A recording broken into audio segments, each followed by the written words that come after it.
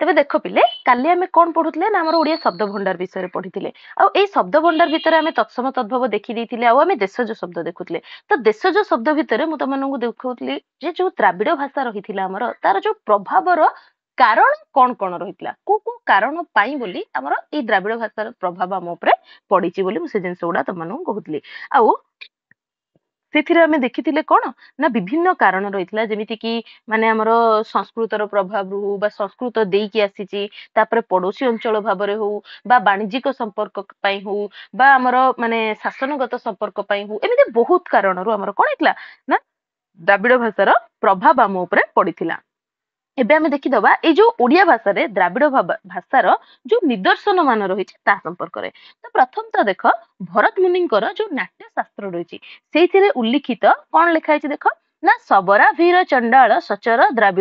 ଦ୍ରାବିଡୋଡ୍ରାଜ ଏଇ ଜିନିଷଟା ଲେଖା ହେଇଛି ତ ଏଇଠି ଯୋଉ ଦ୍ରାବିଡୋଡ୍ରାଜ ବୋଲି ଲେଖା ହେଲା ଏଇଟା ହଉଛି ଗୋଟେ ଯୁଗ୍ମ ଶବ୍ଦ ପିଲେ ଯାହାର କି ଦିଟା ଅର୍ଥ ଆମକୁ ଦେଖିବା ପାଇଁ ମିଳିଛି ତେବେ ସେ ଦିଟା ଅର୍ଥ କଣ ନା ପ୍ରଥମତଃ ଦ୍ରାବିଡ ଭାଷା ଓ ଉଡ୍ରଜା ବା ଯୋଉଟା କି ଓଡିଆ ଭାଷା ବୋଲି ଆମେ କହିପାରିବା ତେବେ ଏଇ ଯୋଉ ଦ୍ରାବିଡ ଭାଷା ଅନ୍ତର୍ଭୁକ୍ତ ଉଡ୍ରଜା ବା ଓଡିଆ ଭାଷା ବୋଲି ଆମର ଏଠି ଅର୍ଥଟା ଆମେ ନେଇପାରିବା ପୁଣି ଦ୍ୱିତୀୟ ଅର୍ଥ ଯଦି ଦେଖୁଛନ୍ତି ତାହେଲେ ଦ୍ରାବିଡ ହଉଛି ଗୋଟେ ବିଶେଷଣ ପଦ ଆଉ ଏଇ ଅର୍ଥ ଯଦି ମତଟାକୁ ଆମେ ଗ୍ରହଣ କରୁଛନ୍ତି ତାହେଲେ ଯୋଉ ଓଡିଆ ଭାଷା ରହିଲା ସେ ହଉଛି ଅନ୍ୟତମ ଦ୍ରାବିଡ ଭାଷା ବା ଦ୍ରାବିଡ ଭାଷା ପ୍ରଭାବିତ ଭାଷା ବୋଲି ଗ୍ରହଣ କରିପାରିବା ଦେଖ ଏଇଠି କୌଣସି ବି ମତାମତ ମୁଁ ତମମାନଙ୍କୁ କହୁନି ଯାହା ଖାଲି ଆମର ଲେଖା ହେଇଛି ସେ ଜିନିଷ ଗୁଡା ତମେ ଜାଣିବା ଦରକାର ସେଥିପାଇଁ ଆମେ ଏ ଜିନିଷଟା ପଢୁଛନ୍ତି ନେକ୍ସଟ ଆମେ ଯଦି ଦେଖୁଛନ୍ତି ତାହେଲେ ଯୋଉ ଓଡିଆ ଭାଷା ରହିଲା ତାକୁ ବିଭାଷା କହିବା ମୂଳରେ ଆମର ଯୋଉ ଅଷ୍ଟ୍ରିକ ବା ଯୋଉଟା ଆଦିବାସୀ ବୋଲି ଆମେ କହୁଛନ୍ତି ସେଇ ଭାଷାର ମିଶ୍ରଣ ଯୋଉଭଳି ଭାବରେ ଆମେ ଦେଖିପାରିବା ସେମିତି ହିଁ ଦ୍ରାବିଡ ଭାଷାର ମିଶ୍ରଣ ମଧ୍ୟ ଆମେ ଦେଖିବାକୁ ପାଇଥାନ୍ତି ମନୁଙ୍କ ସମୟ ବେଳକୁ ଓଡିଶାକୁ ବ୍ରାତ ବା ପତିତ ମାନଙ୍କର ଦେଶ ବୋଲି କୁହାଯାଉଥିବାର ପ୍ରଧାନ କାରଣ କଣ ଥିଲା ନା ସେ ସମୟରେ ଓଡିଶାର ବହୁଳ ସଂଖ୍ୟାରେ ଦ୍ରାବିଡ ବସତି ରହିଥିଲା ଆଉ ଓଡିଶାର ଯୋଉ ପ୍ରାଚୀନ ନାଁ କଥା ଆମେ ଦେଖୁଛନ୍ତି ସେ ଭିତରେ ଗୋଟେ ନାଁ ଆମେ ଜାଣନ୍ତି କଳିଙ୍ଗ ଆଉ ଏ ଯୋଉ କଳିଙ୍ଗ ଶବ୍ଦ ଏଇଠୁ ପ୍ରଶ୍ନ ଆସିବାର ସମ୍ଭାବନା ଅଛି ପିଲେ ଏ ଯୋଉ କଳିଙ୍ଗ ଶବ୍ଦ ରହିଲା ଯାହାର କି ମୂଳ ଉତ୍ସ ରୂପରେ ଆମେ ଦେଖୁଛନ୍ତି କାହାକୁ ନା କୁଲିଙ୍ଗ ବା କ୍ଲିଙ୍ଗ ବୋଲି ଗୋଟେ ଶବ୍ଦକୁ ଯାହାର କି ଉତ୍ସ ହଉଛି କଲିଙ୍ଗ ହେଲା ଆଉ ଏଇ ଯୋଉ କଲିଙ୍ଗର ଅର୍ଥ ହଉଛି କଣ ଶିବଲିଙ୍ଗ ତେବେ ବହୁ ପ୍ରାଚୀନ ସମୟରୁ ଦ୍ରାବିଡ ଅଧ୍ୟୁଷିତ ଓଡିଶା କଲିଙ୍ଗ ଦେଶ ଅର୍ଥାତ ଶିବଲିଙ୍ଗର ଦେଶ ବୋଲି ବିବେଚିତ ହେଇଥାଇପାରେ ଆଉ ଦ୍ରାବିଡ ମାନେ ଶିବ ଉପାସକ ଭାବରେ ଯେହେତୁ ସୁପରିଚିତ ସେଇଥିପାଇଁ ଏଇ ନାମକରଣଟା ଗ୍ରହଣ ହେଇଥାଇପାରେ ବୋଲି କୁହାଯାଇଛି ନେକ୍ସଟ ଆମେ ଦେଖନ୍ତି ଓଡିଶା ବା ଯୋଉ ଓଡିଆ ଶବ୍ଦ ଏଇଟାର ସୃଷ୍ଟି ମୂଳରେ ଆମକୁ ଓଡ ଶବ୍ଦ ରହିଥିବା ଦେଖିବାକୁ ମିଳେ ଯାହାକୁ କି ବହୁ ଜଣ କଣ ଦ୍ରାବିଡ ମୂଳ ଏଇ ଶବ୍ଦର ମୂଳ ହଉଛି ଦ୍ରାବିଡ ଭାଷା ବୋଲି କୁହାଯାଇଛି ସେମିତି ହିଁ ସୁନୀତି କୁମାର ଚାଟାର୍ଜୀଙ୍କ ମତ ଅନୁଯାୟୀ ଖାରବେଳ ଯୋଉ ଶବ୍ଦଟା ରହିଛି ସେଟା ଗୋଟେ ତେଲୁଗୁ ଶବ୍ଦ ଖାରର ଅର୍ଥ ହଉଛି କଳା ଆଉ ବେଳର ଅର୍ଥ ହଉଛି ବର୍ଷା ଯାହାର ଅର୍ଥ ହେଲା କଣ କୃଷ୍ଣ ବର୍ଣ୍ଣର ବର୍ଷା ଭଳି କଳା ଓ ଭୟଙ୍କର ଏଟା ଖାରବେଳ ନାଁର ଅର୍ଥ ବୋଲି କୁହାଯାଉଛି ସେମିତି ହିଁ ହାତୀ ଗୁମ୍ଫା ଶିଳାଲେଖରେ ଆମେ ଦେଖୁଛନ୍ତି କଣ ହୁଡେପ ବଡୁଖ ଏଇ ଯୋଉ ଶବ୍ଦ ଦିଟା ଯୋଉଥିରେ କି ତତ୍କାଳୀନ ଦ୍ରାବିଡ ଭାଷାର ଶବ୍ଦ ବୋଲି ଆମେ କହିପାରିବା ସେମିତି ଆଉ ଗୋଟେ କାରଣ ହିସାବରେ ଆମେ ଦେଖୁଛନ୍ତି କଣ ନା ରାଜା ଖାରବେଳଙ୍କର ସମୟଟା ହଉଛି ଖ୍ରୀଷ୍ଟପୂର୍ବ ଦ୍ୱିତୀୟ ଶତକ ସେଇଥିପାଇଁ ଓଡିଆ ଭାଷାରେ ତେଲୁଗୁ ଶବ୍ଦର ବ୍ୟବହାର ଖ୍ରୀଷ୍ଟପୂର୍ବ ଦ୍ୱିତୀୟ ଶତକ ପୂର୍ବରୁ ଆରମ୍ଭ ହେଇଯାଇଛି ବୋଲି ଆମେ କହିପାରିବା ପୁଣି ଓଡିଆ ଭାଷାରେ ଯୋଉ ଅଷ୍ଟମ ଶତାବ୍ଦୀ ପୂର୍ବରୁ ପ୍ରଚଳିତ ଅଛି ଦ୍ୱିତୀୟ ବିଭକ୍ତିର କୁ ପ୍ରତ୍ୟୟଟା ଏଇ ଦ୍ରାବିଡ ଭାଷାରୁ ଗୃହୀତ ବୋଲି ମଧ୍ୟ ଆମକୁ ମତାମତ ଦେଖିବାକୁ ମିଳିଛି ତ ଏଇ ଯୋଉ ମତାମତ ଗୁଡାକ ପିଲେ ଏଥିରୁ ପ୍ରଶ୍ନ ତିଆରି ହବାର ଚାନ୍ସେସ୍ ଅଛି ତା ସହିତ ଆମେ କାଲି ଦେଖିଥିଲେ କୋଉ ବର୍ଣ୍ଣର ଧ୍ୱନି ମାନେ କୋଉ ବର୍ଗର ଧ୍ୱନି ଗୁଡାକ ଆମର ଦ୍ରାବିଡ ଭାଷାରୁ ଆସିଛି ବୋଲି କୁହାଯାଇଛି ଟିକେ କିଏ ମନେ ପକେଇ ପାରିବ କୋଉ ବର୍ଗର ଧ୍ୱନି ଗୁଡାକ ମୂର୍ଧନ୍ୟ ଧ୍ୱନି ଏକ୍ଜାକ୍ଟଲି ଟଠ ଡଢଣ ଯୋଉଟା କି ମୂର୍ଧନ୍ୟ ଧ୍ୱନି ଗୁଡାକ ଆମେ ଦେଖିଥିଲେ ସେଇ ମୂର୍ଧନ୍ୟ ଧ୍ୱନି ଗୁଡାକ ଆମର ଆସିଛି କୋଉଠୁ ବୋଲି କୁହାଯାଇଛି ନା ଏଇ ଦ୍ରାବିଡ ତ ଆହୁରି ପୁଣି କଣ ଦ୍ୱିତୀୟ ବିଭକ୍ତିର ଯୋଉ କୁଟା ରହିଛି ସେଇଟା ବି ଆସିଛି ବୋଲି ଆମେ କହିପାରିବା ନେକ୍ସଟ ଆମେ ଓଡିଆ ଭାଷାରେ ଦ୍ରାବିଡ ଭାଷାର ଶବ୍ଦ ସମ୍ଭାର ଦେଖିବାକୁ ପାଉଛନ୍ତି ଯୋଉଥିରେ କି ଓଡିଆ ଶବ୍ଦ ତାର ମୂଳ ଦ୍ରାବିଡ ଶବ୍ଦ ପୁଣି ଅର୍ଥ ଏଇ ଶବ୍ଦ ଗୁଡାକ ଅଛି ତ ଏଇଟା ମୁଁ ଆଉ ପଢିବିନି ପିଲେ ଏଇଟା ସମସ୍ତେ ନିଜେ ନିଜେ ପଢିବ ଏଇଠି ଦେଖ ଗୋଟେ ଶବ୍ଦ ଅଛି ଆମର ରହିଲା ଗୋଟେ ମିନିଟ ଏଇ ଦେଖ ଏଇଠି ରହିଲା ଏଇ କୋଟ ଏଇ ଯୋଉ କୋଟ ଅଛି ଏଇ କୋଟର ବୋଧହୁଏ ଆମର ଏସଏସବି ପିଜିଟି ରେ ପୂର୍ବ ଥର ଗୋଟେ କ୍ୱେଶ୍ଚନ ଆସିଥିଲା ଆଉ ଯେହେତୁ ସେଇ ଶବ୍ଦ ଭଣ୍ଡାର ତାଙ୍କର ବି ଶବ୍ଦ ଭଣ୍ଡାର ହିଁ ରହିଥିଲା ପ୍ରଭାବ ସେମିତି କିଛି ନଥିଲା ତଥାପି ଏଇ ସେଗମେଣ୍ଟ ରୁ କ୍ୱେଶ୍ଚନ ଆସିଛି ତ ମୁଁ କହିବି ଯେ ଟିକେ ଚେଷ୍ଟା କରିବ ଦ୍ରାବିଡ ଖାଲି ଶବ୍ଦ ଗୁଡାକ ନୁହଁ शब्द सहित तार अर्थ गुड़ा भी टिके मन रखिया जेମିତି कि एठी रहिछि कोट सेठी गोटे एमिति बोधुए प्रश्न थिला जे जो कोट शब्द रहिछि तार मूल अर्थटा कोन बा ओडिया रे व्यवहृत परिभाषाटी कोन तो जार कि ऑप्शन रे तुमको दुर्ग बोली दिया हेतला तो सेति पई ए जिंस रे टिके मन रखिबो आ समस्त शब्द सहित जो अर्थ गुड़ा दिया हेछि टिके पढिबो हेई परिबो तो एति की हेई परिबोनी नेक्स्ट देख नेक्स्ट आम देखा ये जो ओडिया भाषा रे आमर द्राविड़ क्रिया मानकर जो प्रयोग तो जो द्राविड़ मूल धातु गुड़ा आम ये देखिपर जमी कि अटकु अटकु बोली रही जो कि आम आनी अटकिबा ओडुरु अड़ेबा अगुरु आगुलिबा अड़ारु अड़ीबा उहुंकुरु उहुंकीबा कटलुरु कटाଳିବା ककेरु काचिबा पुनी कर्रीरु काढ़ीबा बा कुटुरु कुटिबा एभଳି किछटा द्राविडर जो हमर क्रिया पद गुडाक एगुडाक मध्ये एठी व्यवहार होची ता संगे ओडिया भाषा रे हम द्राविडर ध्वनि देखि परिबा त टिके समय आगुरु कहिची जे जो टठ डढण रहिला मूर्धन्य ध्वनि गुडाक वॉइस क्लियर आसुनी समस्त को प्रॉब्लम होची पिले समस्त को प्रॉब्लम होची की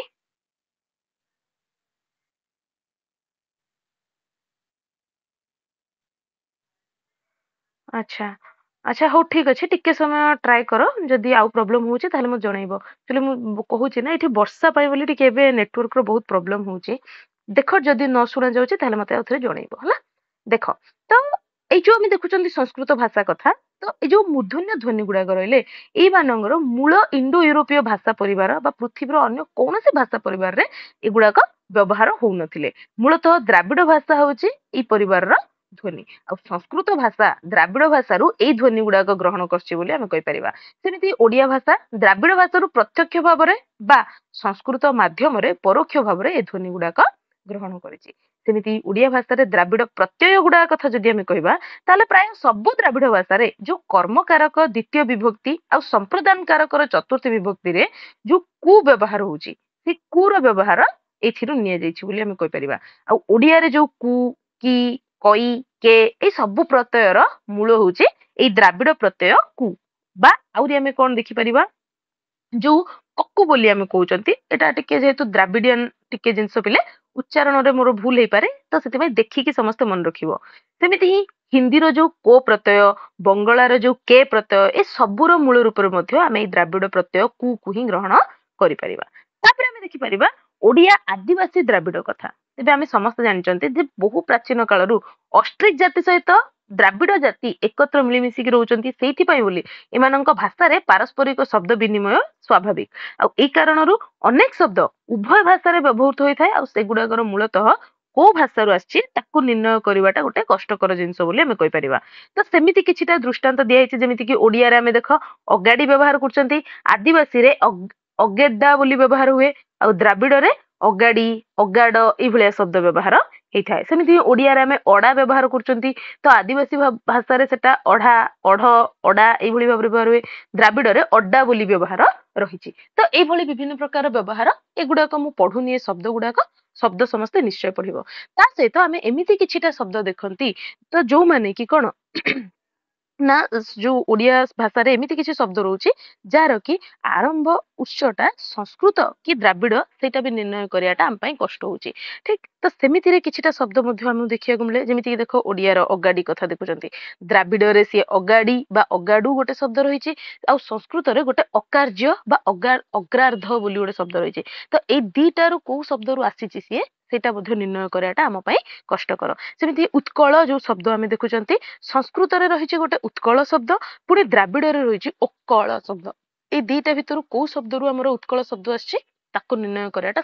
କଷ୍ଟକର ହଉଛି ତ ଏଇ ଜିନିଷଟା କାହିଁକି ଏଥିରେ ଦିଆ ହେଇଛି ତମମାନଙ୍କୁ ଯଦି ତମେ ଧର ପ୍ରଶ୍ନ ପାଉଛ ଯେ ଏମିତି ଧର ଉତ୍କଳ ଶବ୍ଦ ଆଉ ପଳେଇ ଆସୁଛି ପ୍ରଶ୍ନରେ ଯେ ଦ୍ରାବିଡ କେଉଁ ଦ୍ରାବିଡ ଶବ୍ଦରୁ ଆସିଛି ତ ସେଇଠି ଏଇ ଉତ୍କଳ ଶବ୍ଦଟା ତମକୁ ମନେ ରଖିବା ପାଇଁ ପଡିବ ଆଉ ଆନ୍ସର କରିବ କାହିଁକି ନା ସଂସ୍କୃତର ଉତ୍କଳଟା ସେଇଠି ଦିଆ ନ ଯାଇପାରେ ମଧ୍ୟ ଯେହେତୁ ଇଏ ଉଭୟ ଉତ୍ସରୁ ଆସିଥିବାର ସମ୍ଭାବନା ରହିଛି ଠିକ ତ ସେଥିପାଇଁ ଏଇ ଶବ୍ଦ ଗୁଡାକୁ ବି ଟିକେ ମନେ ରଖିବ ତ ଏଇଠି ଯଦି ଆମେ ଶେଷରେ ଦେଖୁଛନ୍ତି ତାହେଲେ କଣ କୁହାଉଛି ଦେଖ ଓଡିଶାରେ ପ୍ରାୟ 2 କୋଟି ଓଡିଆ ओडियांक भितरु पाखापाखि 1961 जनगणना अनुଯାयी तेलुगु मानकर संख्या थिला केते ना माने 3,93,453 अर्थात मोट लोक संख्यार पाखापाखि 2 भाग थिले एई माने आउ एई मानकर वासस्थान पाखापाखि दक्षिण ओडिशा त माने समस्त जदि जानथिबो हमर गंजाम हला बा कोरापुट अंचल हला एई सब जो पूरापूरी देखुछ एगुडा को पूरापूरी तेलुगु अध्युषित अंचल पिले तो ता सहित एठी हमकु से जो वाणिज्यिक रहिला बा शासनगत रहू बा पड़ोसी भाव रहू एभली विभिन्न प्रकार प्रभाव आम उपरे रहिछि बोली हमें कहि परिबा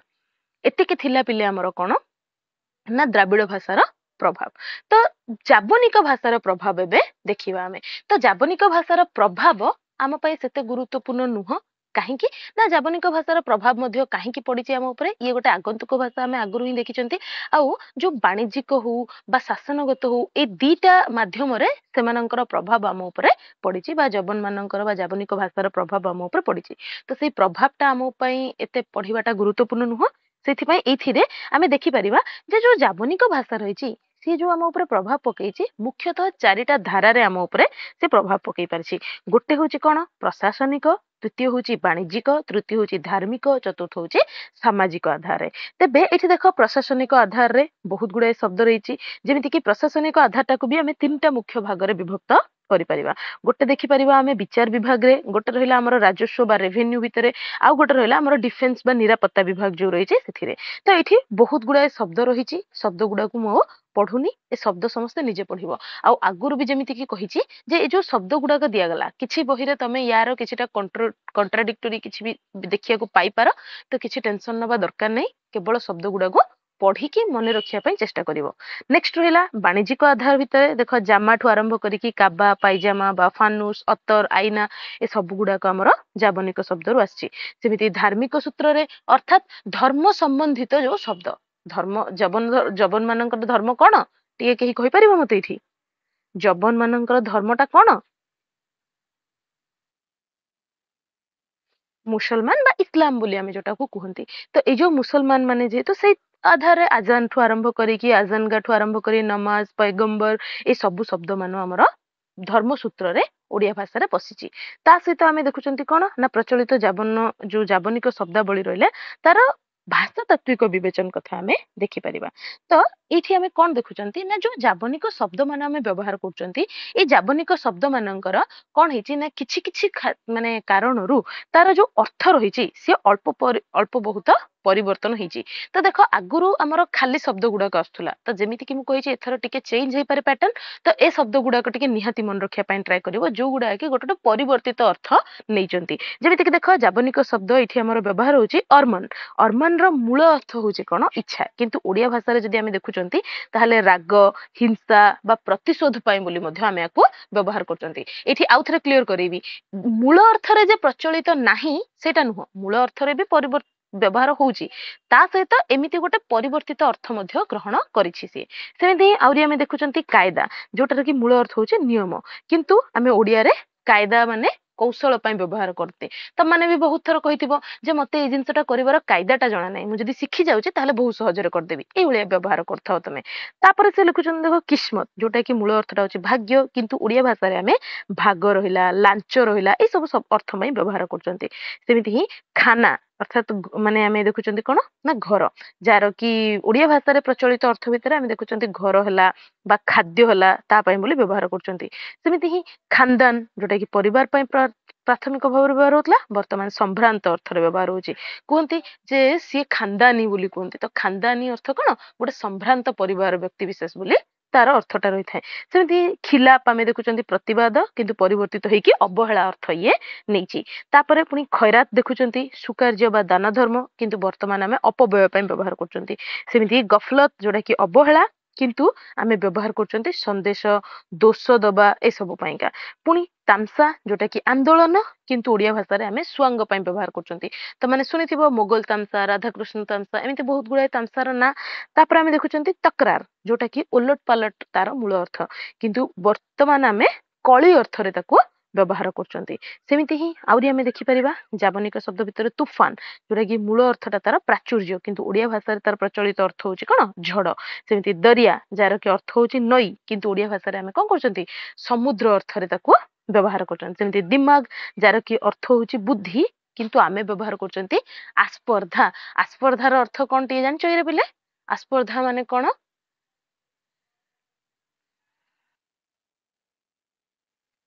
कंपटीशन नुह, कंपटीशन टा होचे स्पर्धा। आस्पर्धा माने कोन? हाँ, स्पर्धावाचक नुह।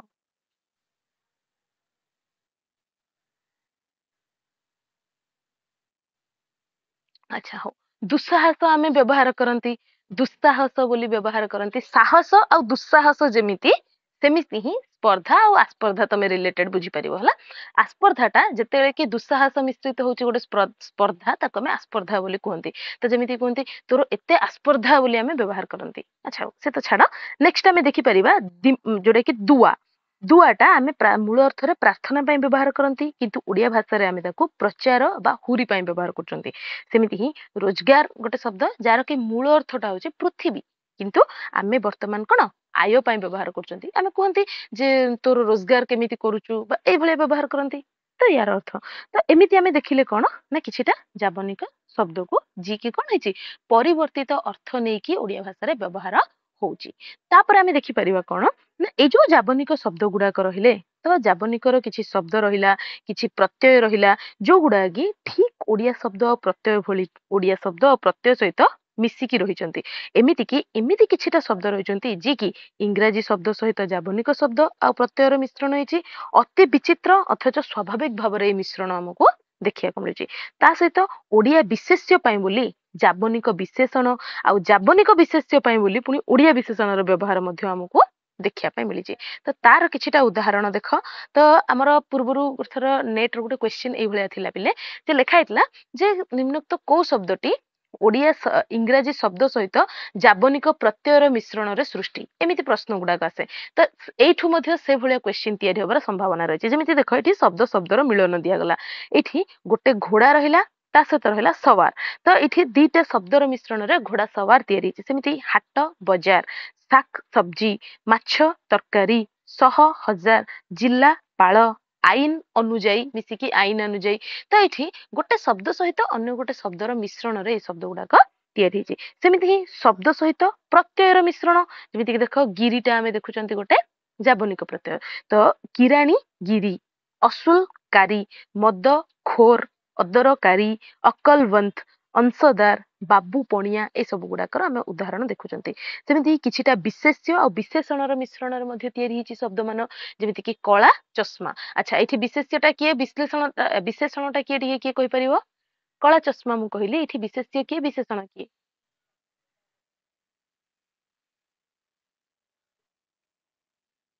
ବିଶେଷ୍ୟ। ବହୁତ ବଢିଆ। ତ ନେକ୍ସଟ ଆମେ ଦେଖି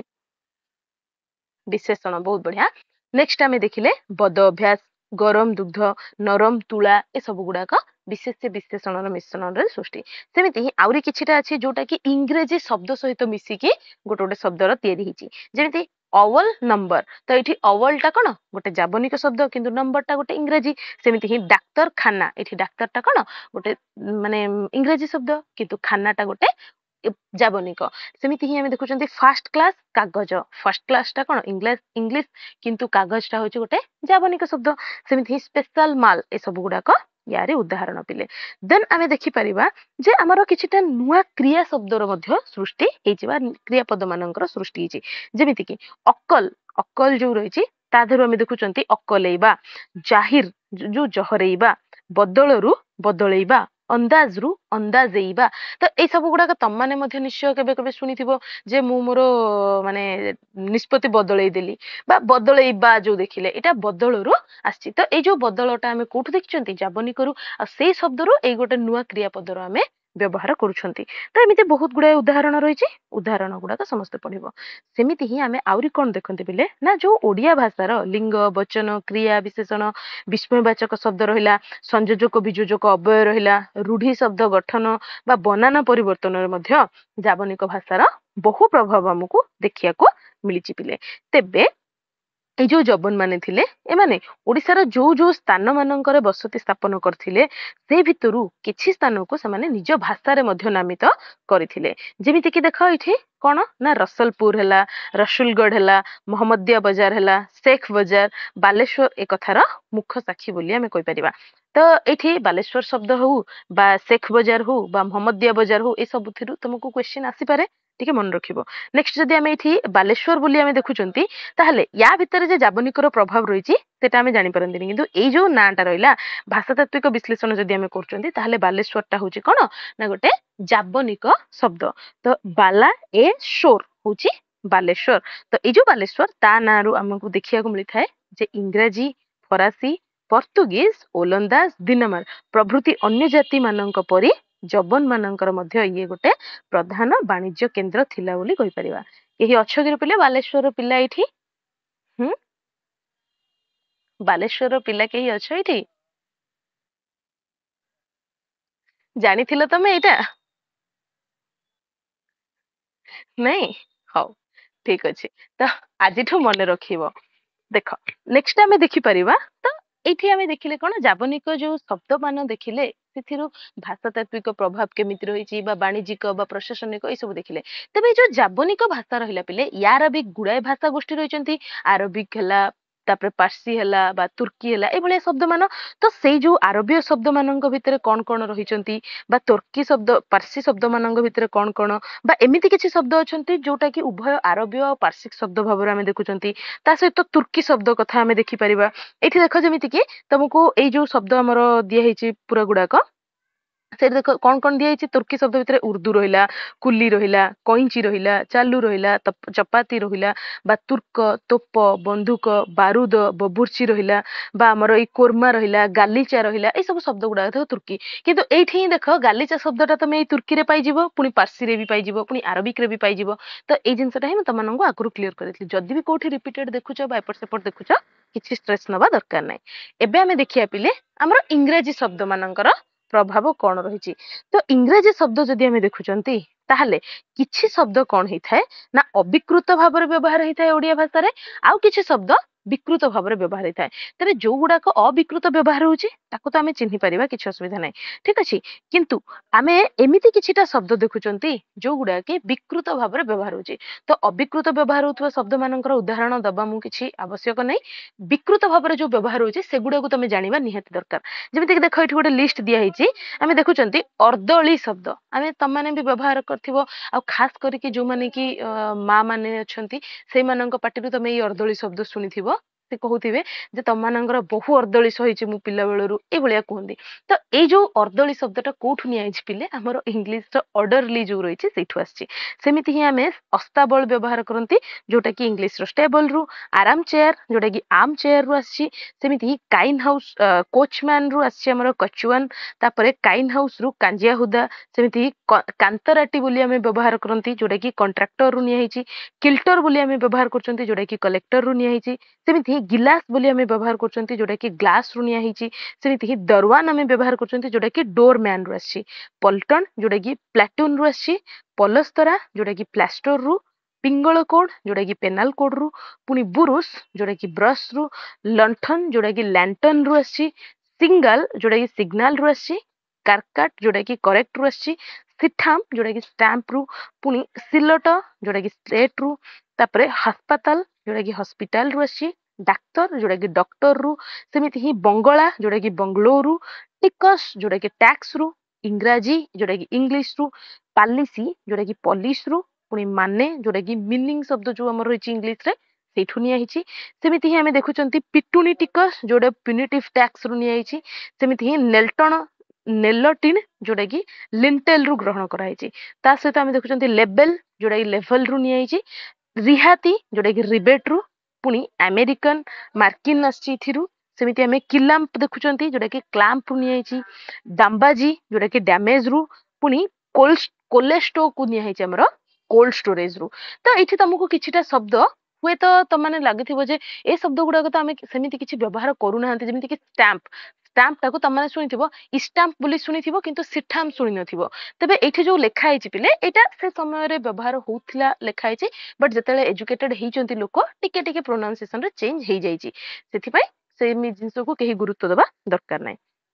नेक्स्ट आम देखिपर जो ओडिया रे आमर जो इंग्राजी शब्दर रूपतत्वर को भाया प्रभाव पड़ी रूपतत्व कौन से जिनसा आम काली ही पढ़ी सारी क्या रूपतत्व कहवा तो आई होप कार डाउट नथिबो तेबे एथि आम देखिपर ए रूपतत्वर प्रभाव बा इंग्राजी शब्दर जो रूपतत्व रही तार को भली प्रभाव मान आमर पड़ी तो किछि इंग्राजी शब्द ओडिया भाषा रे व्यवहार होला बेले अनेक क्षेत्र रे आमर पर प्रत्यय युक्त होबा द्वारा ओडिया शब्द मानकर गठन होईची जेमिति कि देख एठी प्लास्टर सहित पल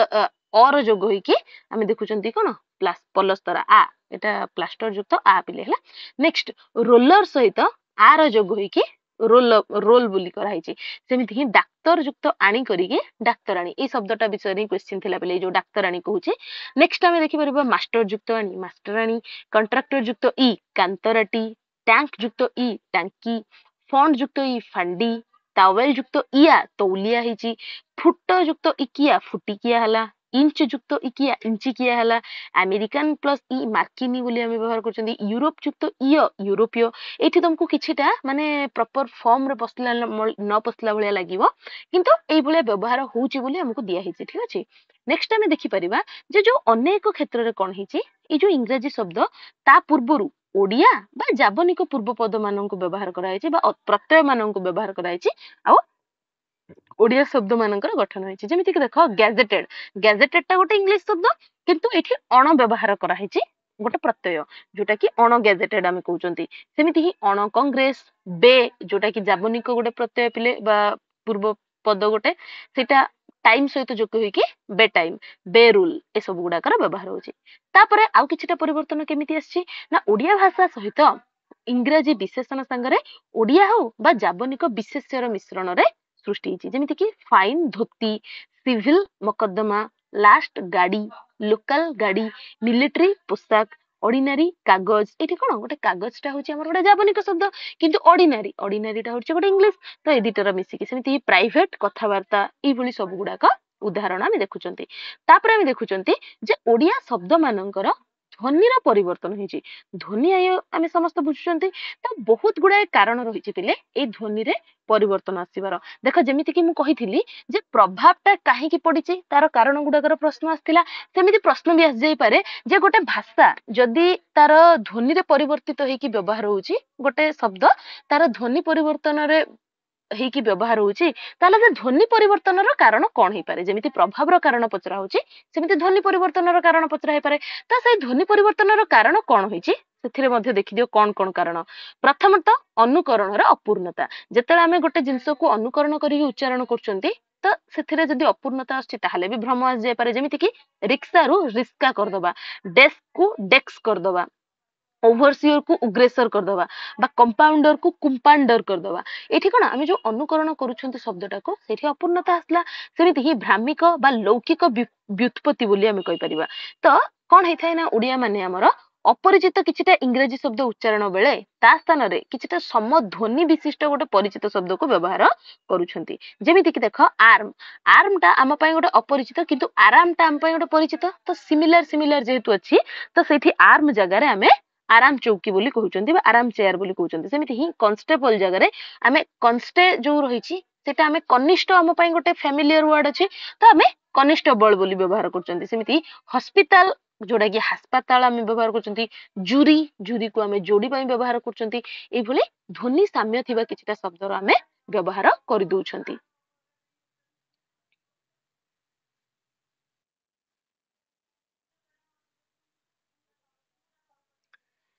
तापर देखो कोन को होउची एटा देखिला अनुकरण रे अपूर्णता कारणरू तापर आमे देखुचंती कोन ना जो उच्चारण रे हमर शीघ्रता कारणरू तो एमिति कारणरू मध्ये हमर कोन हेताय ना शब्द गुडाक परिवर्तन होइছে जेमिति कि थैंक यू रु थांकू होबा बा सुपरिटेंडेंट रु सुप्रदंड होबा बा संप्रष्ट होबा बा कलेक्टरेट रु किलिट्री होबा बा रेवेन्यू रु रेवेन्यू होबा ए सब शब्द गुडा कोन उच्चारण र शीघ्रता कारणरू तापरे इच्छा अनुଯାयी परिवर्तन मध्ये हमकु देखिया को मिले किछि लेखक एमिति कोन करथांती ना निज सुविधा पय बोली इंग्रजी शब्द र मन इच्छा परिवर्तन करिसंती जेमिति कि अलेक्जेंडर को अलखेंद्र सिकंदर को स्कंदर शेक्सपियर को शेक्सपियर पुणी सख्यपियर भाव में एरिस्टोटल को अरस्तु बा अरस्तु बोली तमाने भी एबे भी देखिथिबो बही मानकरे एरिस्टोटल को अरस्तु बोली लिखा होची देन गुड फ्राइडे को गुड फ्राइडे बोली जोटा कि फकीर मोहन कर मामू रे देखि लिखा हिची बोली से लिखा हिची बही रे तो होय तो सेथिरे भी व्यवहार हि थाई पारे तो एई भली हमर मन इच्छा परिवर्तन मध्ये देखिया को मिलिची तापरे आउ किछटा कारण होची भ्रमात्मक लिखन पई बोली भूल लेखिबा द्वारा बा इंग्रजी शब्द रे जो अनावश्यक अक्षर गुडाक रहिची इंग्रजी भाषाभाषी माने सेगुडा उच्चारण न कले भी ओडिया माने बनान द्वारा प्रभावित होइके सेगुडा को व्यवहार करथांते जेमिति कि देखो एठी कार्ड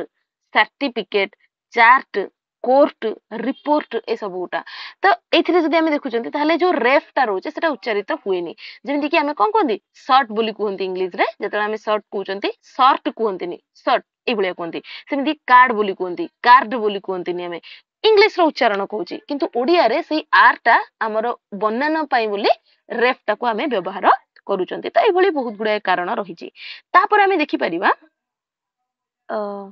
जो ओडिया भाषा में देखुचंती जाबनिक शब्दर जो ध्वनि परिवर्तन अछि ता अपेक्षा इंग्रजी शब्दर ध्वनि परिवर्तन रो बहु वैचित्र्य हमको देखिया मिले आ विभिन्न दिगरु ए ध्वनि परिवर्तन हमर संघटित होइथाय अशिक्षित हो अर्धशिक्षित व्यक्ति मानक द्वारा ए परिवर्तनटा संभव बोली हम कहि परिबा तबे एथिरे किछिटा जो परिवर्तन होइछे से जिंसटा प्रथमे देखिनियो प्रथमतः कोन हेइथाय ना ध्वनि लोप कारणरो परिवर्तन हेइथाय तो किछि किछि समय रे उच्चारणर सौकार्य हो शीघ्रता हो स्वराघात हो ए सब कारणरो इंग्रजी ध्वनि गुडाक लोप पाइबा द्वारा ओडिया शब्द रे किछिटा परिवर्तन आस्थाय जेमिति कि एठी स्वर लोपर उदाहरण हमकु दिया गला स्वर लोपर उदाहरण रे देखो एग्रीमेंट रु गिरीमेंट हबाटा कथा कुहा होची त एठी देखो स्वर लोप माने कोन प्रक्रियाटा समस्त जानि था जत्ते बेले कि गोटे शब्द भितरे कोन हुए ना गोटे स्वर ध्वनि रो जदी लोप होची गोटे पद भितरे बा गोटे शब्द भितरे जत्ते गोटे स्वर ध्वनि रो लोप होची ताकू हमें स्वर लोपर प्रक्रिया कहबा तो एठी देखो एग्रीमेंट रु गिरीमेंट हबा एठी जो सामना रे ए रहितिला ये को धरणर गोटे ध्वनि जल्दी हुआ एटा को धरणर गोटे ध्वनि स्वर ध्वनि देखो परवर्ती जो शब्द रहिला एठी एटा लोप पाइला तो एई प्रक्रियाटा को पिले हमें कहले स्वर लोपर प्रक्रिया तो एई प्रक्रिया माध्यम रे हमें एग्रीमेंट रु गिरीमेंट हो बा बाउंड्री रु बाउंड्री हो बा मास्टर रु मास्टर हो बा फोटो रु फोट हो बा सोसाइटी रु सोसाइट हो ए सब गुडा का हमर आसीचे सेमिति ही व्यंजन लोप गोटे शब्द भितरे जेमिति हमें स्वर ध्वनि रो लोप देखिले सेमिति ही जदी गोटे शब्द भितरु गोटे व्यंजन ध्वनि रो लोप होची ताहाले से प्रक्रियाटा को हमें व्यंजन लोपर प्रक्रिया बोली कहि परिबा तो देखो एठी उदाहरण पई दिया गला स्टेशन रु स्टेशन तो एठी जो स्टे कुहा होतला तार अर्थ कोन थिला स सहित टर जोग होई थिला किंतु परवर्ती जतला हम देखुचंती देखो केवल ट टा अछि आ ए स टा एठी लोप पाई जाईची तो जेहेतु स गोटे व्यंजन सेति पई एठी व्यंजन लोपर प्रक्रिया हला ना स टा गोटे स्वर टे कहला स टा व्यंजन ना स्वर ठीक तो काले एबे एठी व्यंजन रे अछि सकाळु को स्वर पक्कु जीवनी तो से पक्का जीवनी हाँ ठीक अच्छे देख तो यहाँ हूँ आम व्यंजन लोपर प्रक्रिया प्ले नेक्स्ट आम देखिपर शब्द और अक्षर मानकर लोप अक्षर गोटे कौन ये आम जानते तो देख जमी कि नेक टाई रु टाई रही तो ये जो नेक रहा नेक टा गोटे शब्द ना ये शब्दटा पूरा लोप पाई जाए तो ये शब्द लोप है सेमती ही न्यूज पेपर रु पेपर हवा हाई इंग्लिश स्कूल रु हाई स्कूल हवा बा मोटर बस रु मोटर हवा बस बस हवा बा हमर ए जो 100 वेट रु 100 हवा ए सब गुडा करे हमें शब्द बा किछटा अक्षर रो लोप देखिया को पाउछंती आ ए प्रक्रिया माध्यम रे मध्य हमर कोन हिची किछि शब्द परिवर्तित हिची ता सहित समध्वनि रो लोप समध्वनि माने जतेले कि शब्द रे थिबा समान ध्वनि दीटा रो गोटे लोप हो जाउची ताको समध्वनि लोप बोली हम कहउचंती समान ध्वनि ओके तो देखो एठी जेमिति कि पार्ट टाइम कथा हम देखुचंती पार्ट टाइम रो पार्ट टाइम हिची तो एठी जो ट दीटा हमें देखिया को मिलुथले समान ध्वनि थिला तो गोटे कर लोप हो गला आ पार्ट टाइम बोली हम व्यवहार करले एटा हला समध्वनि लोप तो एई भली प्रक्रिया माध्यम रे मध्य किछिटा शब्द आसीची पिले ता सहित ध्वनि लोप हमें देखिले ता सहित ध्वनि आगम रु मध्य किछि नुवा शब्द बा इंग्रजी शब्द गुडा का परिवर्तित होइकी बा विकृत होइकी हमर ओडिया रे व्यवहार होचंती जेमिति कि देखो स्वरागम रो प्रक्रिया स्वरागम पुनी कोन जेतेले कि शब्द भितरे गोटे स्वर ध्वनि रो आगमन घटुची ताहले ताको हमें स्वरागम रो प्रक्रिया कहबा तो एठी देखो कोन लेखा छि जेमिति कि स्कूल रु स्कूल हबा तो आगुरु कोन थिला स्कूल स सहित ଲ ର ବ୍ୟବହାର ରହିଥିଲା। କିନ୍ତୁ ଦେଖ ପରବର୍ତ୍ତୀଟାରେ ଏଇ ସ୍କୁଲ ପାଖରେ ଇ ର ଗୋଟେ ଆଗମନ ଘଟିଛି, ଘଟିଛି କି ଘଟିନି? ଆସିଛି। ତ ଇଟା ହଉଛି ଗୋଟେ କଣ ସ୍ୱର ଧ୍ୱନି, ସେଇଥିପାଇଁ ଏଇ ପ୍ରକ୍ରିୟାଟାକୁ ଆମେ ସ୍ୱରାଗମର ପ୍ରକ୍ରିୟା ବୋଲି କହିଲେ। ତ ଏଇ ମାଧ୍ୟମରେ ଆମର ଷ୍ଟେବଲ ରୁ ଅଷ୍ଟେବଲ ହବା, ଷ୍ଟେସନ ରୁ ଇଷ୍ଟେସନ ହବା, ଆଲାର୍ମ ରୁ ଆଲାରାମ ହବା ବା ଆର୍ମ ରୁ ଆରାମ ହବା, ଏଇ ସବୁ ଗୁଡାକ ଆମର ସ୍ୱର ଆଗମର ପ୍ରକ୍ରିୟା ବୋଲି ଆମେ କହିପାରିବା। ତ ଏଇଠି ଦେଖ ଆଉଥରେ ମୁଁ ଟିକେ କ୍ଲିୟର କରେଇଦେବି, ଏଇ ଯୋଉ ଶବ୍ଦ ଗୁଡାକ ଆସିଛି ସ୍ୱରାଗମର ପ୍ରକ୍ରିୟା ଏଇଠି ଆପ୍ଲାଏ ହେଇଛି, ଏତିକି ତ କ୍ଲିୟର। ବଟ ଏମିତି କିଏ ବୁଝିଯିବନି ଯେ ସ୍ୱରାଗମ ହେଇଛି ମାନେ ଆଉ କିଛି ପ୍ରକ୍ରିୟା ନଥିବ, ଅନ୍ୟାନ୍ୟ ବିଭିନ୍ନ ପ୍ରକ୍ରିୟାର ପ୍ରଭାବିତ ମଧ୍ୟ ହେଇପାରେ। ୟାର ଉଦାହରଣ ବୋଲି ଆମେ ଏଇ ଶବ୍ଦ ଗୁଡାକ ଦେଖୁଛନ୍ତି। ନେକ୍ସଟ ଆମେ ଦେଖିପାରିବା ସେମିତି କଣ ଦେଖ ନା ବ୍ୟଞ୍ଜନାଗମର ପ୍ରକ୍ରିୟା। ବ୍ୟଞ୍ଜନାଗମ ମାନେ କଣ? ଯେତେବେଳେ କି ଗୋଟେ ଶବ୍ଦ ମଧ୍ୟରେ ଗୋଟେ ବ୍ୟଞ୍ଜନ ଧ୍ୱନିର ଆଗମନ ହଉଛି, ସିଏ ହଉଛି ବ୍ୟଞ୍ଜନାଗମର ପ୍ରକ୍ରିୟା। ତ ଏଠି ଦେଖ ଇୟରିଂ ଟୁ ହ୍ୟାରିଂ ହବା ବା ହିୟରିଂ ହବାଟା। ତ ଏଇ ଯୋଉ ଇୟରିଂ ରୁ ହ୍ୟାରିଂ ହେଲା, ତ ଏଇଠି କଣ ଦେଖିଲେ ଆମେ ଇ ଗୋଟେ ରହିଥିଲା ଆମ ପାଖରେ,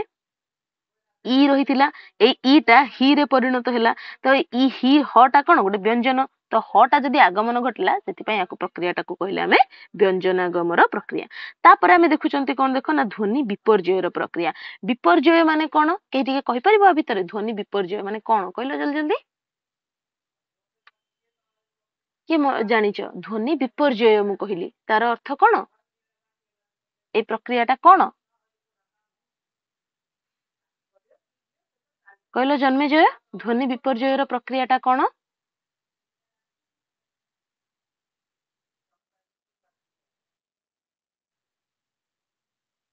ମ୍ୟାମ୍ ମନେ ନାହିଁ। ସୁଶୀଲ କହିଲ କଣ ଧ୍ୱନି ବିପର୍ଯ୍ୟୟର ପ୍ରକ୍ରିୟାଟା?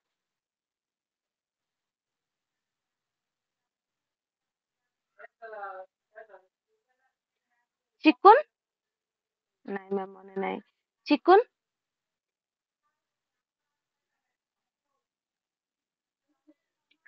ନୀଳକଣ୍ଠ ମନେ ଅଛି କିଛି ଧ୍ୱନି ବିପର୍ଯ୍ୟୟର ପ୍ରକ୍ରିୟା?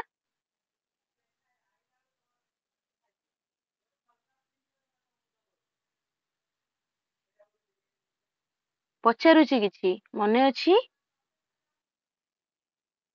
ହଁ,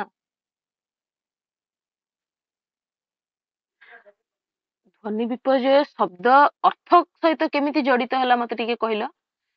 ଯଦି ଆମେ ଧ୍ୱନି କଥା ଆଲୋଚନା କରୁଛନ୍ତି, ସେ ଅର୍ଥ ସହିତ କେମିତି ଜଡିତ ହେଲା? ମ୍ୟାମ୍ ମୁଁ ମନେ ପକେଇବାର କଷ୍ଟ କରିବିନି ବିଲକୁଲ। ଉଚ୍ଚାରଣ ସହିତ ସିଏ ସବୁବେଳେ ରିଲେଟ ରହିବ, ତ ଅର୍ଥ କେମିତି ସେଇଠି ଆଡ ହେଲା? ହୁଁ,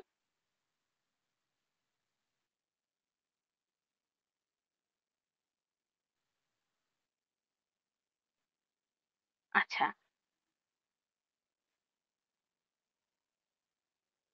ଆଚ୍ଛା ଆଚ୍ଛା, ହଉ ଠିକ ଅଛି ପିଲେ। ଦେଖ ଧ୍ୱନି ବିପର୍ଯ୍ୟୟ ବୋଲି ଆମେ କେତେବେଳେ କହିବା ନା ଯେତେବେଳେ କି ଗୋଟେ ଶବ୍ଦ ମଧ୍ୟସ୍ଥ ଧ୍ୱନି ଯେଛା ତେଛା ନିଜର ସ୍ଥାନ ପରିବର୍ତ୍ତନ କରନ୍ତି, ସେମାନଙ୍କୁ ସେଇଠି ଆମେ କହିବା କଣ ଧ୍ୱନି ବିପର୍ଯ୍ୟୟର ପ୍ରକ୍ରିୟା ବୋଲି କହିବା। ହେଲା, ଏଇ ଧ୍ୱନି ବିପର୍ଯ୍ୟୟ ବି ଦି ପ୍ରକାରର, ଗୋଟେ ହଉଛି ସ୍ୱର ଧ୍ୱନିର ବିପର୍ଯ୍ୟୟ, ଗୋଟେ ହଉଛି ବ୍ୟଞ୍ଜନ ଧ୍ୱନିର ବିପର୍ଯ୍ୟୟ। ଯେତେବେଳେ କି ଗୋଟେ ଶବ୍ଦ ଭିତରେ ଥିବା ସ୍ୱର ଧ୍ୱନି ନିଜର ସ୍ଥାନ ପରିବର୍ତ୍ତନ କରିଦିଏ, ତାକୁ ଆମେ ସ୍ୱର ବିପର୍ଯ୍ୟୟ କହିବା। ଯେମିତି କି ଏକ୍ସାମ୍ପଲ ପାଇଁ ଦେଖ ଏଠି ଫଟୋରୁ ଫୋଟ ହବା, ତ ଏଇଠି ଦେଖ ପ୍ରଥମେ ଫ ତା ସହିତ ଓ ସହିତ ଯୋଡି ହେଇକି ଟ ରହିଥିଲା, କିନ୍ତୁ ଦେଖ ଯେତେବେଳେ ପରିବର୍ତ୍ତିତ ହେଇଛି ଏଇ ଯୋଉ ଓ ଧ୍ୱନିଟା ରହିଥିଲା, ଇଏ କଣ ଟ ଠୁ ଆସିକି ଫ ସହିତ ଯୋଡି ହେଇଛି, ଇଏ ହେଇଛି କଣ ସ୍ଥାନ ପରିବର୍ତ୍ତନ କଲା। ବୁଝିପାରିଲ? ଏଠି ବୁଝିପାରିଲ ସମସ୍ତେ ସ୍ଥାନ କେମିତି ପରିବର୍ତ୍ତନ ହେଲା? ତ ୟାକୁ ଆମେ କହିଲେ କଣ ନା ଧ୍ୱନି ବିପର୍ଯ୍ୟୟ। ଆଉ ମୋରଲି ଯଦି ଆମେ କହିବା ତାହେଲେ ସ୍ୱର ଧ୍ୱନି ବିପର୍ଯ୍ୟୟ ବୋଲି ଆମେ କହିପାରିବା। ସେମିତି ହିଁ ବ୍ୟଞ୍ଜନ ଧ୍ୱନିରେ ମଧ୍ୟ ଇଏ କଣ ହେଇଥାଏ ପରିବର୍ତ୍ତନ ଦେଖିବାକୁ ମିଳିଥାଏ, ବା ବ୍ୟଞ୍ଜନ ଧ୍ୱନି ବି ଏମିତି ହିଁ ନିଜର ସ୍ଥାନ ପରିବର୍ତ୍ତନ କରିଦିଏ। ହେଲା, ତ ସେଇଠି ଆମେ ତାକୁ ବ୍ୟଞ୍ଜନ ଧ୍ୱନିର ବିପର୍ଯ୍ୟୟ ବୋଲି କହିପାରିବା। ତ ଏଇଠି ଆମେ ଦେଖୁଛନ୍ତି ଫୋଟୋ ରହିଲା, ଅର୍ଦ୍ଦଳିରୁ ମାନେ ଅର୍ଦ୍ଦଳି ହବାଟା ବା ସିଗ୍ନାଲ ରୁ ସିଙ୍ଗାଲ ହବାଟା, ଏଇ ସବୁ ଗୁଡାକ ଆମର କଣ ଧ୍ୱନି ବିପର୍ଯ୍ୟୟର ପ୍ରକ୍ରିୟା ପିଲେ। ସେମିତି ହିଁ ଆହୁରି ଆମେ ଦେଖିବା କଣ ନା ସମୀଭବନର ପ୍ରକ୍ରିୟା ଦେଖନ୍ତି। ସମୀଭବନ ମାନେ କଣ ଦେଖ ନା ଯେତେବେଳେ, ହଁ କୁହ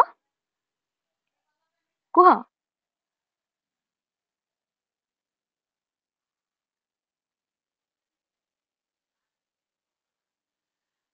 ଯେତେବେଳେ କି ଶବ୍ଦ ମଧ୍ୟସ୍ଥ ଧ୍ୱନି ନିଜର ସ୍ଥାନ ଯେଚ୍ଛା ତେଚ୍ଛା ପରିବର୍ତ୍ତନ କରେ ମାନେ କୌଣସି ରୁଲ ରେଗୁଲେସନ୍ସ ଦ୍ଵାରା ନୁହଁ ମନ ଇଚ୍ଛା ପରିବର୍ତ୍ତନ ହଉଛି ତାହେଲେ ତାକୁ ଆମେ କହିବା ଧ୍ୱନି ବିପର୍ଯ୍ୟୟର ପ୍ରକ୍ରିୟା। ଯେମିତିକି ଧର ବିପର୍ଯ୍ୟୟ ଯେତେବେଳେ ହଉଛି ଗୋଟେ ପ୍ରାକୃତିକ ବିପର୍ଯ୍ୟୟ ବାତ୍ୟା ହେଲା ଯୋଉ ଜିନିଷ ଯୋଉଠି ଯୋଉଠି ତମେ ରଖିଛ ବାହାରୁ ସିଏ ନିଜ ଇଚ୍ଛାରେ ସିଏ ଏପଟ ସେପଟ ହେଇଯାଆନ୍ତି ସେଇଭଳିଆ ବିପର୍ଯ୍ୟୟ ବୋଲି ତମେ ବୁଝ। ତ ବ୍ୟଞ୍ଜନରେ ଯଦି ବ୍ୟଞ୍ଜନ ଧ୍ୱନିର ବିପର୍ଯ୍ୟୟ ହଉଛି ତାକୁ ବ୍ୟଞ୍ଜନ ବିପର୍ଯ୍ୟୟ କହିବା। ସ୍ୱର ଧ୍ୱନିରେ ଯଦି ବିପର୍ଯ୍ୟୟ ହଉଛି ତାକୁ ସ୍ୱର ବିପର୍ଯ୍ୟୟ କହିବା। ସେମିତି ହିଁ ସମୀଭବନର ଆଉ ଗୋଟେ ପ୍ରକ୍ରିୟା ପିଲେ ଦେଖ ସମୀଭବନର ପ୍ରକ୍ରିୟାରେ କଣ ହେଇଥାଏ ନା ଯେତେବେଳେ କି କଣ ହେଇଥାଏ ନା ଶବ୍ଦ ମଧ୍ୟସ୍ଥ ଗୋଟିଏ ଧ୍ୱନି ତାର ପର୍ବବର୍ତ୍ତୀ ବା ପରବର୍ତ୍ତୀ ବା ପୂର୍ବବର୍ତ୍ତୀ ଧ୍ୱନିକୁ ସମ ରୂପରେ ପରିଣତ କରେ ତାହେଲେ ତାକୁ ଆମେ ସମୀଭବନର ପ୍ରକ୍ରିୟା କହିବା ହେଲା। ଯେମିତି କି ଦେଖ ଏଇଠି ଗୋଟେ ଏକ୍ସାମ୍ପଲ ଦିଆଯାଇଛି ଏଗ୍ରିମେଣ୍ଟ ରୁ ଇଗ୍ରିମେଣ୍ଟ ହବା। ଦେଖ ପ୍ରଥମେ ଥିଲା କଣ ଏ ତା ସହିତ ଗ ରେ ଗୋଟେ ଇ ଯୋଗ ହେଇକି ଥିଲା ଏଗ୍ରି ଆମେ ବ୍ୟବହାର କରିଛନ୍ତି ଇ ଯୋଗ ହେଇକି ଥିଲା ଦେଖ ପରେ ହେଇଛି ଇଗ୍ରିମେଣ୍ଟ ତ ଏଇ ଯୋଉ ଇଟା ରହିଥିଲା ଦେଖ ତାର ପୂର୍ବ ଧ୍ୱନି ଯୋଉ ଏ ରହିଥିଲା ତାକୁ ପରିବର୍ତ୍ତିତ କରିକି କଣ ହେଇଗଲା ଇ ତାପରେ ଗ ସହିତ ପୁଣି ଇ ର ଯୋଗ ହେଇଗଲା ତ ୟାକୁ କୁହାଗଲା କଣ ସମୀଭବନର ପ୍ରକ୍ରିୟା କ୍ଲିୟର। ତ ସେମିତି ହିଁ ଏଇଟା ହେଲା ସ୍ୱର ସମୀଭବନ। ତାପରେ ଆମେ ଦେଖନ୍ତି କଣ ବ୍ୟଞ୍ଜନ ସମୀଭବନର ବି ପ୍ରକ୍ରିୟା ଯେମିତି କି ଦେଖ ଇଞ୍ଜେକ୍ସନ ଏଠି ଇଞ୍ଜିକ୍ସନ ହବା ତାପରେ ତ ଡାନାମାଇଟ ଯୋଉଟା କି ଡନାମାଇଟ ରହିଛି ସେଟା ଡିମାମାଇଟ ହବା। ତ ଦେଖ ଏଠି ନ ଟା ଏଠି ଦେଖ ମ ରେ ପରିଣତ ହେଇଯାଇଛି ପରେ ମ ଟେ ରହିଛି ତ ମ ଟା ପୂର୍ବ ନ ଟାକୁ ମ ରେ ପରିଣତ କରିଦେଲା ସେଥିପାଇଁ ବ୍ୟଞ୍ଜନ ସମୀଭବନ ହେଲା। ତାପରେ ଆମେ ଦେଖନ୍ତି କଣ ନା ବିଷମୀଭବନର ଗୋଟେ ପ୍ରକ୍ରିୟା। ବିଷମୀଭବନ ଆଉଥରେ କାହାକୁ କୁହନ୍ତି ସେଇ ସମୀଭବନର ପୁରା ଓଲଟାଟା ଗୋଟେ ଶବ୍ଦ ମଧ୍ୟସ୍ଥ ଗୋଟେ ଧ୍ୱନି ଯେତେବେଳେ କି ତାର ପୂର୍ବ ବା ପରେ ବ୍ୟବହାର ହେଇଥିବା ସମଧ୍ୱନିକୁ ବିଷମ ରୂପରେ ପରିଣତ କରେ ତାହେଲେ ତାକୁ ଆମେ ବିଷମୀଭବନର ପ୍ରକ୍ରିୟା ବୋଲି କୁହନ୍ତି ହେଲା। ତ ଏଇଠି ଦେଖ ଯେମିତି କି ଇଂଲିଶ ରୁ ଇଂରେଜ ହବା ତା ସହିତ ଦେଖ ବାଇସାଇକେଲ ରୁ ବାଇସିକେଲ ହବା ବା କ୍ୟାପିଟାଲ ରୁ କ୍ୟାପିଟଲ ହବା ଠିକ ଅଛି। ତାପରେ ସେମିତି କ୍ଲୋରୋଫର୍ମ ରୁ କ୍ଲୋରୋଫର୍ମ ହବା କମିଟି ରୁ କୁମେଟି ହବା ସେମିତି ଖ୍ରୀଷ୍ଟିଆନ ରୁ କ୍ଷୀରସ୍ଥାନ ହବା ଏ ସବୁ ଗୁଡା କଣ ବିଷମୀଭବନର ଉଦାହରଣ। ଯେହେତୁ ଏଠି ସ୍ୱର ଧ୍ୱନିରେ ବିଷମୀକରଣ ହେଇଛି ସେଥିପାଇଁ ସ୍ୱର ବିଷମୀଭବନ। ସେମିତି ବ୍ୟଞ୍ଜନରେ ଯଦି ବିଷମୀକରଣ ହଉଛି ତାହେଲେ ତାକୁ ବ୍ୟଞ୍ଜନ ବିଷମୀଭବନ କହିବା। ଯେମିତି କି ଏଠି ଦେଖ ଲୋକାଲିଟିରୁ ଲୋକାଲିଟି ତ ଲ ଆଉ ଲ ର ବ୍ୟବହାର ହେଇଥିଲା କିନ୍ତୁ ଦେଖ ଗୋଟେ ଲ ଟାକୁ ଏଠି ସେ ନ ରେ ପରିଣତ କରିଦେଲା ତ ସେଥିପାଇଁ ୟାକୁ ବ୍ୟଞ୍ଜନ ବିଷମୀଭବନ ବୋଲି କହିଲେ। ସେମିତି ହିଁ ସଘୋଷୀ ଭବନ। ସଘୋଷୀ ଭବନ କଣ ନା ଗୋଟେ ସିମ୍ପଲ ଯେତେବେଳେ କି ଶବ୍ଦ ମଧ୍ୟସ୍ଥ ଗୋଟେ ଅଘୋଷ ଧ୍ୱନି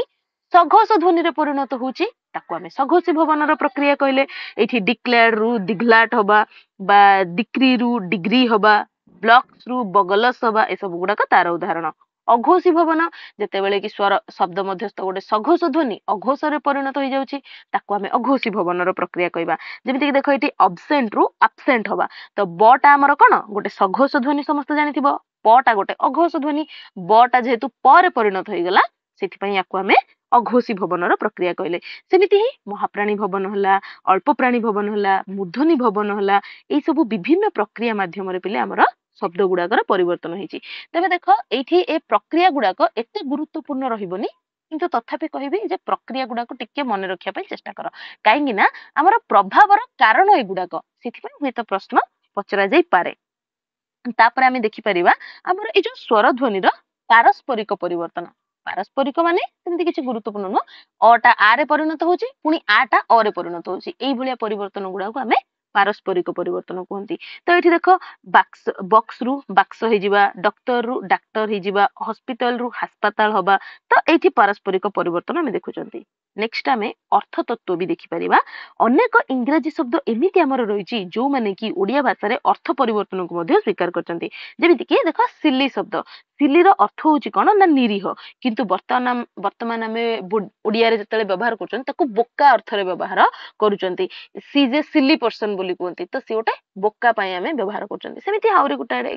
ଗେଜେଟ ରହିଲା ବା ଆମେରିକାନ ରହିଲା ବା ଟ୍ୟାକ୍ସ ରହିଲା ବା ଫ୍ୟାମିଲି ରହିଲା ବା ଫିମେଲ ରହିଲା ଏସବୁ ଶବ୍ଦ ଗୁଡାକ ଆମର ଅର୍ଥତତ୍ତ୍ୱରେ ପରିବର୍ତ୍ତନ ଦେଖିବାକୁ ମିଳିଛି। ତାପରେ ଆମେ ଦେଖିପାରିବା ଯେ ପର୍ତ୍ତୁଗୀଜ ଶବ୍ଦ ମାନଙ୍କ ବିଷୟରେ। ପର୍ତ୍ତୁଗୀଜ ଶବ୍ଦର ମଧ୍ୟ ଆମେ ଦେଖିପାରିବା ଯଦି ତାହେଲେ ସେଇଠି ବି ଆମେ କଣ ବାଣିଜ୍ୟିକ ପାଇଁ ବୋଲି ଶାସନ ପାଇଁ ବୋଲି ବହୁ ପ୍ରକାରରେ ଜଡିତ ଥିଲେ ପର୍ତ୍ତୁଗୀଜ ମାନଙ୍କ ସହିତ ଆଉ ସେମାନଙ୍କର ପ୍ରଭାବ ମଧ୍ୟ ଆମ ଉପରେ ପଡିଛି। ତ ସେଥିରୁ खाद्य पदार्थ संपर्क किछिटा शब्द जेमिति कि चॉकलेट हला जुलाप हला दोसा हो पाव हो ए सब गुडा रही पोशाक संबंधी आम देखुं इस्त्री ठू आरंभ करी काज कामिज जैकेटा पीरिक ए सब गुड़ाक रही घर बा घर उपकरण संपर्क रहा जोटा कि आल्पिन आलमारी इस्पात कतरा हला कैनिस्त्रा हला ए सब गुड़ाकर प्रभाव आम उपर पड़ी तो ये बहुत शब्द पर्तुगीज जो रही तार माने शब्द गुड़ाक आम देखा पाँच से गुड़ाक समस्ते देखिबो ता सहित बैटाभियान रु आमे किछिटा शब्द जेमिति कि बातापी रहिला तिब्बतीय रु आमे देखुचंती लामा रहिला लुंगी रहिला ए सब शब्द देखुचंती